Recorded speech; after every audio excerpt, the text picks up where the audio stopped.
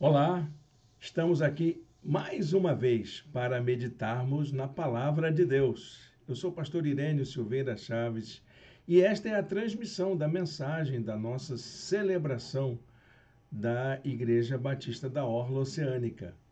Você é muito bem-vindo ao nosso canal.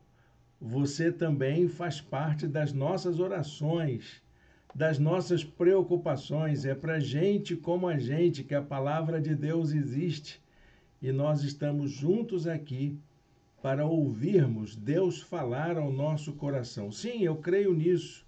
Eu creio que Deus fala através da pregação, através do estudo da sua palavra. Eu creio que Deus tem outras formas também de falar, mas essa forma é muito importante, ela é especial para o nosso coração. E você sabe que nós estamos numa série de reflexões sobre espiritualidade.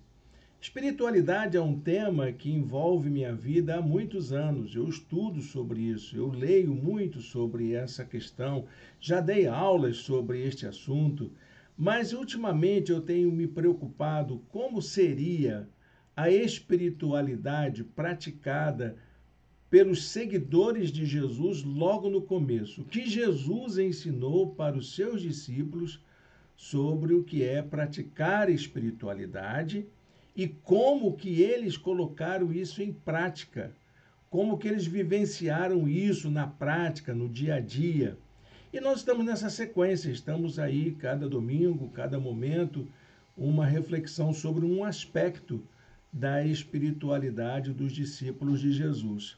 E hoje eu queria falar especialmente sobre uma prática de espiritualidade que poucas pessoas acham que seja realmente algo que tenha a ver com espiritualidade em si. Geralmente, quando a gente fala em espiritualidade, a gente fala em experiência individual, em oração, jejum, a vida reclusa, a sós com Deus, essas expressões que acabam se destacando mais nas discussões sobre espiritualidade. Mas eu queria pensar algo mais além. Essa espiritualidade, ela não se limita a essa experiência individual. Ela precisa se realizar coletivamente. E é disso que vamos falar, sobre a comunhão dos discípulos de Jesus como prática de espiritualidade.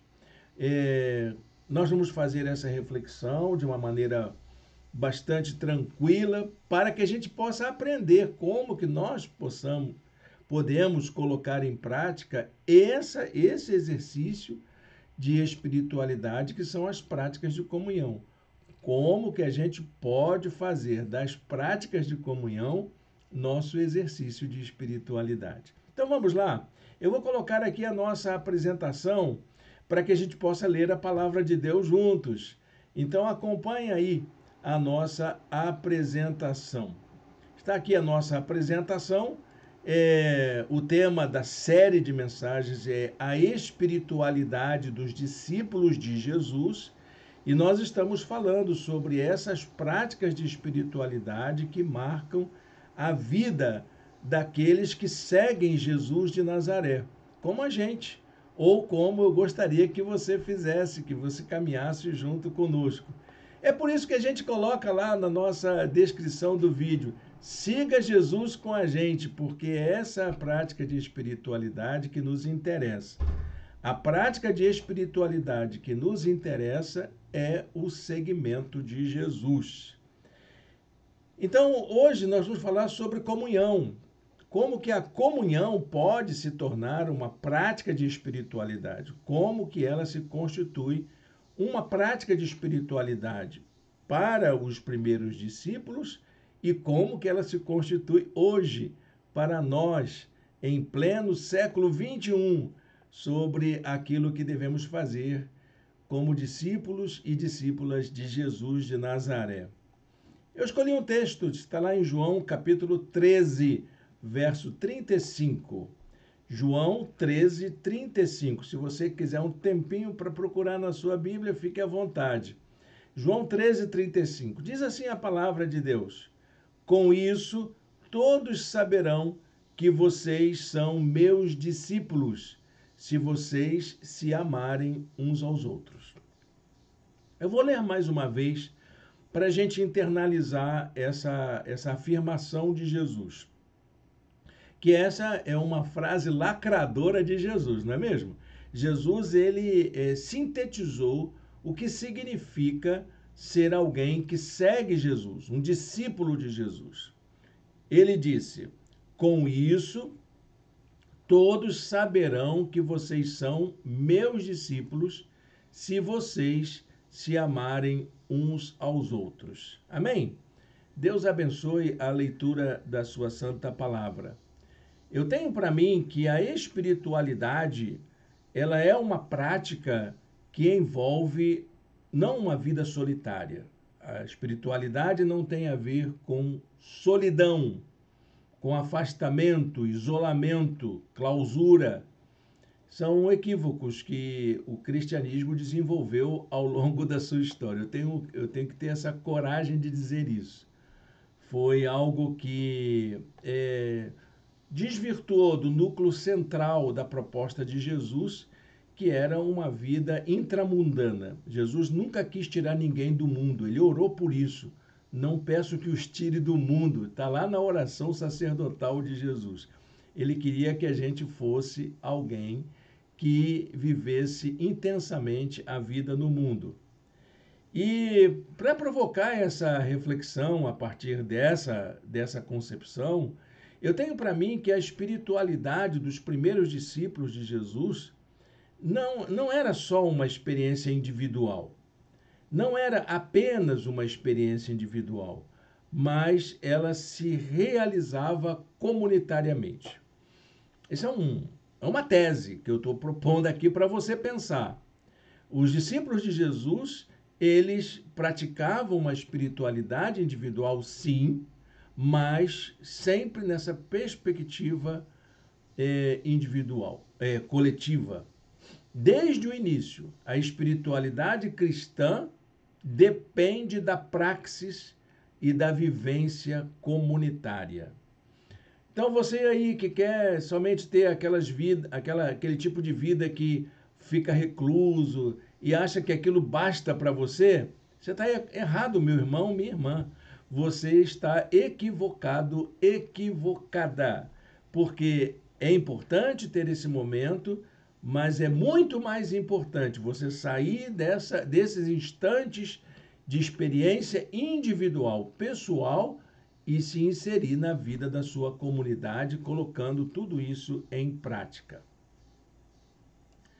Essa é uma afirmação muito difícil de ser colocada em prática, porque o que a gente quer, de fato, e somos bombardeados por isso o tempo todo, é de uma experiência catártica, que a gente se sinta tocado, movido por ela, que a gente se sinta impactado por ela. Mas, na verdade, nada vai impactar mais sua vida do que colocar em prática aquilo que você entende como contemplação, como busca de Deus, como experiência de encontro com Deus, de ouvir voz de Deus. Deus pode falar ao nosso coração através das muitas vozes que existem no mundo. Jesus procurou demonstrar aos seus discípulos, desde o começo, que a jornada de espiritualidade dos seus seguidores dependia de um sentido de comunhão. Não se tratava de uma ação solitária, mas que deveria ser praticada entre eles, como um corpo unido em torno da pessoa de Jesus. Jesus chegou a afirmar que onde se reunirem 2 ou 3 em seu nome, ele ali estaria no meio deles. Está lá em Mateus capítulo 18, verso 20. A experiência de espiritualidade desses discípulos de Jesus deveria conduzi-los a uma convivência que fosse harmoniosa, pacífica, democrática, solidária. Jesus entendia que entre os discípulos não caberia outra condição a não ser colocar a vida a serviço do outro. Jesus disse aos discípulos que disputavam por cargos de poder: não será assim entre vocês. Pelo contrário, quem quiser tornar-se importante entre vocês deverá ser servo, e quem quiser ser o primeiro deverá ser o escravo. Mateus capítulo 20, versos 26 e 27. Então, trata-se de uma busca, de uma prática de espiritualidade que visa capacitar a gente para uma vida de dedicação e serviço ao próximo, como forma de cuidado de si e do outro. Lembra bem aquela experiência do Monte da Transfiguração, em que os discípulos queriam estar ali, fazendo a tendinha deles para estarem juntos, mas lá embaixo estava a vida real, e é para lá que eles deveriam se dirigir após aquela experiência inusitada, fantástica, misteriosa de encontro com Deus. A espiritualidade dos discípulos de Jesus, com base numa vida de comunhão, ela foi realizada e se tornou plena quando a igreja começou a dar os seus primeiros passos, quando eles se viram ali sozinhos e impelidos pela ação do Espírito Santo entre eles. Há uma palavra grega que o Novo Testamento utiliza para essa vida em comunhão. Ela aparece pela primeira vez em Atos 2:42. Diz o texto assim: eles se dedicavam ao ensino dos apóstolos e à comunhão, a partir do pão e as orações. Olha, gente, a palavra comunhão, ela está escrita aí com um termo bastante conhecido nas nossas reflexões teológicas. É a palavra koinonia. A palavra koinonia tem sua origem num termo grego chamado koinos, ou koiné, que era o nome dado ao grego utilizado na escrita do Novo Testamento. Koinos ou koiné quer dizer comum, público, partilhado por todos. E a koinonia se torna uma palavra feminina, um substantivo feminino que designa um grupo de pessoas que vive em comum, que partilham das mesmas ideias, as mesmas coisas. Seria o mesmo que uma fraternidade, ou o mesmo que uma associação de pessoas que vivem um relacionamento mais próximo, mais afetuoso, mais íntimo.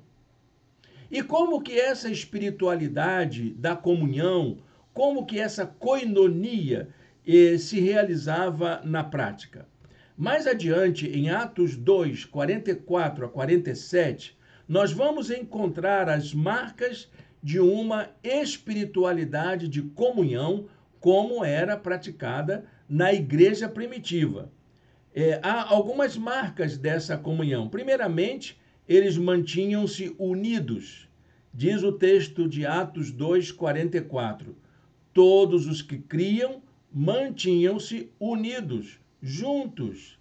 Eles não se afastavam, eles estavam próximos uns dos outros. Segundo, eles compartilhavam tudo. Atos 2, 44 diz que eles tinham tudo em comum. Tudo era de todos, você não tinha nada que era seu próprio. Era o princípio do compartilhamento de tudo que a gente possuía. Casas, bens, recursos financeiros, tudo era compartilhado. Tudo que a gente tinha era de todos. Ninguém dizia que era seu próprio. Era uma espécie de igualitarismo dos primeiros discípulos de Jesus. E, em terceiro lugar, o texto também diz que eles partilhavam o alimento. Essa partilha do pão era algo muito importante para a vida dos primeiros discípulos. Diz o texto de Atos 2:46. Partiam o pão em suas casas e juntos participavam das refeições com alegria e sinceridade de coração. Essas marcas de qualidade dessa espiritualidade estão ausentes nos dias de hoje. Hoje é muito difícil, principalmente nos grandes centros urbanos, encontrarmos pessoas que se sentem bem partilhando tudo que possuem. Hoje já não temos mais uma estrutura socioeconômica que permite essas marcas de qualidade na vida da igreja. Mas acho que a gente precisa começar a aprender a estar junto.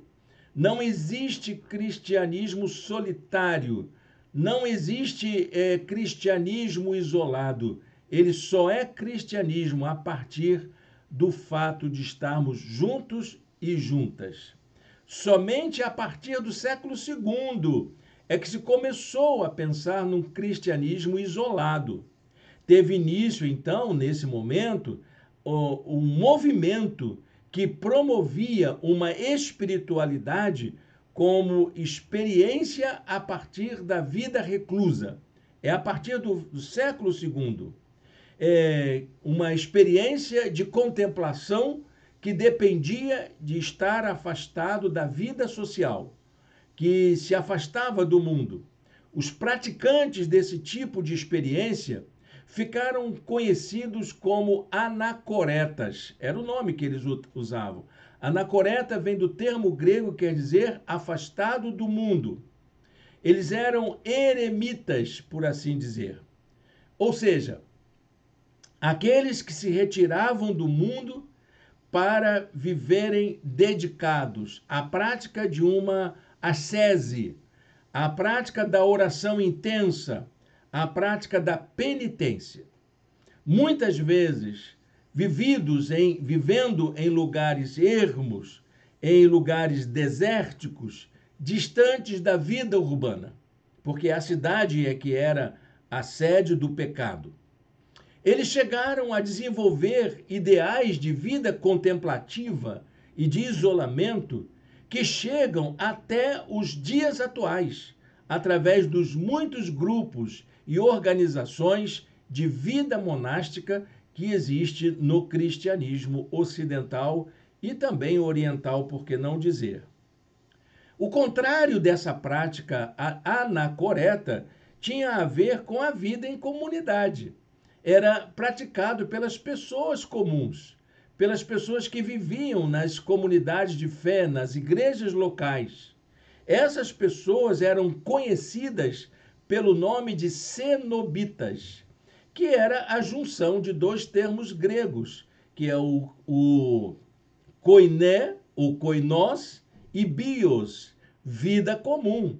Era isso que queria dizer essa palavra chamada cenobita. Eram aqueles que praticavam hábitos e costumes da vida comum, que viviam no mesmo espaço de convivência, que compartilhavam as mesmas situações, as mesmas alegrias, as mesmas dores. Quando o poeta diz que cada um sabe a alegria e a dor de ser o que se é, na vida comunitária todo mundo sabe a dor um do outro, todo mundo sabe as alegrias um do outro. Essa é a vida comunitária. O Novo Testamento ensina que o sentido de comunidade cristã é marcada por uma vida de comunhão a partir da relação de fé com Jesus Cristo. Não é uma convivência simples, não é uma convivência comum apenas, como se fosse uma atividade social, como se fosse um clube recreativo ou uma associação filantrópica para atingir determinados objetivos sociais. Essa relação em comum era fundada na promessa e no ensino de Jesus de Nazaré, colocando em prática o princípio básico da vida que ele ensinou, que é o amor fraternal. A espiritualidade de comunhão, então, ela se dava e se dá por dois níveis. um nível mais horizontal e um nível mais vertical. No nível horizontal está a relação uns com os outros, a nossa vida em comum. E no nível vertical está a nossa relação com Jesus Cristo. A partir dessa relação é que nós desenvolvemos uma vida contemplativa, não apenas como resultado de uma alienação, de uma fuga do mundo, mas uma religiosidade que se pratica a partir da realização do outro. Lanço aqui um alerta para você que busca essa vida contemplativa de fuga do mundo. A fuga do mundo leva à alienação, leva a um descompromisso com a vida comum, com a vida social, com o problema das pessoas. Mas tem um outro aspecto ainda que precisamos lembrar. Uma vida religiosa somente voltada para o aspecto social leva a gente a se tornar apenas como um clube ou uma agremiação de pessoas que têm objetivos comuns. E isso não é a igreja. A vida em comunhão é a partir de Jesus de Nazaré. Ela é consumada também na relação nossa com o nosso próximo.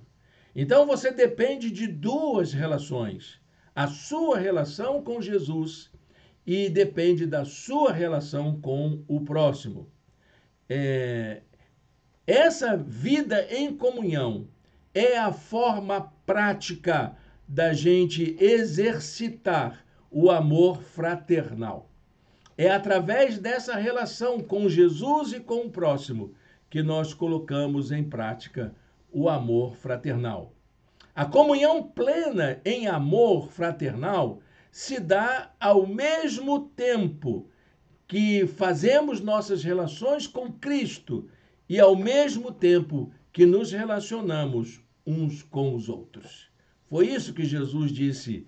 Por isso Jesus falou que seríamos conhecidos como discípulos de Jesus pela prática do amor fraternal, que depende dessa minha relação com Jesus e depende da minha relação e orienta, inclusive, a minha relação com o próximo. E foi na cerimônia de lava-pés que Jesus deixou essa marca. Ele chamou os seus discípulos de uma forma clara para colocar em prática princípios para a vida de comunhão. Jesus mesmo afirmou que ao praticar esses princípios, seríamos reconhecidos como seus seguidores.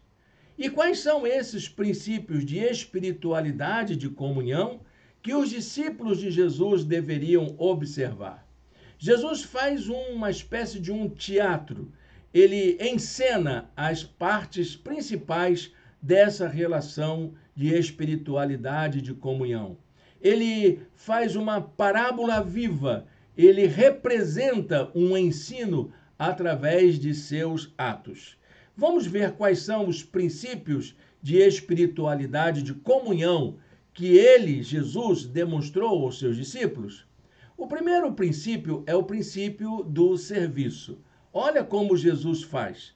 Jesus tomou a iniciativa para servir aos seus discípulos. Ele deu o primeiro passo. Ele levantou-se da mesa, tirou a sua capa e colocou uma toalha em volta de sua cintura. São gestos de que ele estava disposto a trabalhar, a fazer algo em favor dos seus discípulos. Ele demonstrou que estava disposto a servir aos seus discípulos. E para servir, nós precisamos dar o primeiro passo. Tirarmos essa roupagem de arrogância, de autoritarismo que nós marcamos muitas vezes a nossa vida. Vestirmos a sandália da humildade, como diz aí a linguagem comum. Tirarmos essa aparência de que nós somos alguma coisa por causa da nossa conta bancária, por causa do título que temos, por causa das propriedades que possuímos ou por causa do sobrenome que carregamos conosco. É preciso se despir dessa roupagem que dá a ideia de uma falsa autoridade, de uma falsa superioridade para com o outro, para que a gente possa servir. O primeiro passo, então, para servir é demonstrar a disposição de colocar a vida a serviço do outro.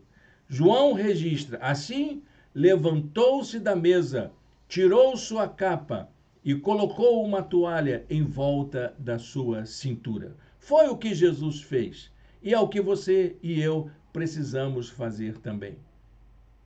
O segundo princípio é o princípio da humildade. Jesus mesmo providenciou a água. Ele foi lá, buscou a água, buscou a bacia, para que pudesse lavar os pés dos seus discípulos. Essa era uma tarefa comum aos serviçais da casa. E é interessante que mesmo Jesus, depois de lavar os pés, ele pegou a toalha que estava na sua cintura e enxugou os pés dos seus discípulos. Ou seja, fez o serviço completo. Ele abençoou de forma completa, ele lavou os pés e enxugou os pés de Jesus. Essa tarefa era a tarefa dos escravos, dos serviçais da casa. Era oferecido como uma gentileza do dono da casa para os visitantes que vinham de longe nas longas caminhadas pelas estradas empoeiradas. Jesus, sendo mestre e senhor, ele não se constrangeu em realizar um serviço considerado inferior, de um subalterno. Ele sabia quem ele era e nada poderia mudar essa condição. Ele mesmo lavando os pés dos discípulos, ele continuaria sendo mestre e senhor, mas dando a eles uma grande lição de humildade, de disposição de fazer aquilo que servia para o bem dos outros. João registra no Evangelho: depois disso, derramou água numa bacia e começou a lavar os pés dos seus discípulos, enxugando-os com a toalha que estava em sua cintura. O terceiro princípio é o princípio da unidade em Cristo. Jesus aproveitou aquele momento para passar uma grande lição aos seus discípulos, a de que no seu reino o que serve é maior do que o que é servido. Aquele que está colocando a sua vida a serviço do outro, é esse que é o mais importante. É isso que importa na vida cristã. Por isso ele alertou a Pedro. Pedro quis dizer: não, você não vai lavar o meu pé, você é o meu Senhor. Sou eu que tenho que lavar o seu pé. E Jesus diz para ele: se eu não fizer isso por você, você não tem parte comigo. Jesus alertou a Pedro que quem não entende essa condição de servir ao próximo não compreende o sentido da vida em Cristo. A participação no reino de Deus implica em permitir que sejamos transformados em nossa maneira de pensar, de mudar a nossa mentalidade, marcada por um individualismo, por uma mentalidade consumista, de uma mentalidade de autoafirmação que leva a gente a se achar superior ao nosso próximo, mas que nos leva a adotar uma postura mais voltada para a vida em comunhão, para a vivência comunitária. Jesus respondeu a Pedro: se eu não os lavar, você não terá parte comigo. É como quem diz: se eu não transformar essa sua maneira de pensar, você não faz parte do meu reino. Se você não abrir mão dessa sua arrogância, você não faz parte comigo. Se você não entender que a vida em comum é mais importante do que o seu individualismo, você não faz parte do reino de Deus. É Jesus falando para Pedro. E a gente precisa ouvir essa linguagem hoje. É dura, é forte, mas ela precisa ser dita nos dias atuais. Olha, gente, Jesus praticou uma espiritualidade individual, sim. A gente já viu que Jesus se recolhia para orar. Jesus também tinha suas práticas de meditação, mas ao mesmo tempo em que ele tinha a sua espiritualidade individual, ele desenvolveu a vida em comunidade como um exercício de sua própria espiritualidade. Ele deixou o exemplo de como é possível realizar ambas as formas de espiritualidade, tanto a horizontal quanto a vertical. A espiritualidade individual, sem a vida comunitária, não passa de uma experiência voltada para si mesmo. E a espiritualidade coletiva, sem um compromisso pessoal de transformação da vida, não passa de um ativismo social. O que Jesus propõe aos seus discípulos foi para que se preparassem para desenvolver uma vida comprometida com o cuidado do outro, no sentido de uma comunhão em torno da sua pessoa. Seguir Jesus é colocar a vida a serviço do outro, porque amamos ao Senhor da vida, porque servimos ao Senhor da vida. E é isso que deve marcar a nossa vida de espiritualidade, mesmo nos dias atuais. Jesus, ele deixa uma frase para os seus discípulos, que eu quero deixar aqui conosco, para a gente pensar sobre isso.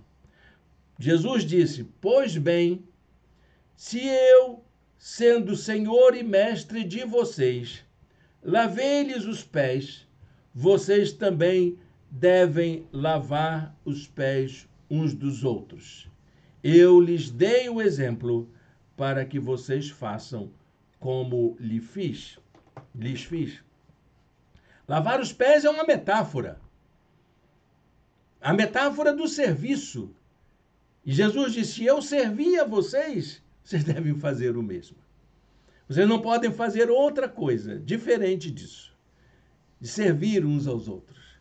Claro que Jesus gosta da nossa companhia, ele gosta das nossas orações, Deus habita no meio dos nossos louvores, enfim, há toda uma beleza espiritual em torno dessa espiritualidade individual. Mas, acima de tudo, o Senhor é glorificado quando nós colocamos a nossa vida a serviço do outro. Então, bora servir. Bora colocar nossa vida a serviço de quem precisa, a serviço do reino de Deus, uns dos outros. Feche seus olhos, vamos falar com Deus nesta hora. Vamos orar ao Senhor. Senhor Deus, eterno Pai, está aqui a nossa vida, Senhor. E nós queremos aprender com o Teu Filho, com aquilo que Ele deixou de ensino, a como colocar a nossa vida a serviço do nosso próximo. Queremos desenvolver uma espiritualidade de comunhão e que isso seja uma marca na vida de nossa igreja. Em nome de Jesus. Amém. Amém, meu irmão, minha irmã. Muito obrigado pela sua companhia aqui conosco. É um prazer muito grande a gente poder estar junto. Hoje tivemos nosso culto online. Quero saudar os nossos irmãos e irmãs que estão com a gente. Pedir as orações dos irmãos pelos que estão enfermos, por aqueles que precisam das nossas intercessões. E quero convidar você a continuar a nos seguir. Próximo domingo é domingo de carnaval. Então eu quero convidar você a assistir mais uma mensagem desta série que será transmitida virtualmente. Ok, irmãos? Outro convite que eu quero fazer para você. Aos domingos pela manhã, às 10 horas, nós temos em nosso canal do YouTube um programa de estudo bíblico à distância. EBAD, é assim que se chama mesmo, a gente chama carinhosamente dessa forma. E nós começamos hoje a estudar o Sermão do Monte, um texto muito rico e importante para a nossa experiência pessoal com Deus. Então, dá uma olhadinha na aula que tivemos hoje pela manhã, assista essa aula e eu convido você para que no próximo domingo, às 10 horas, estejamos juntos também para estudarmos a palavra de Deus. Desejo a você um bom restinho de domingo na presença do Senhor.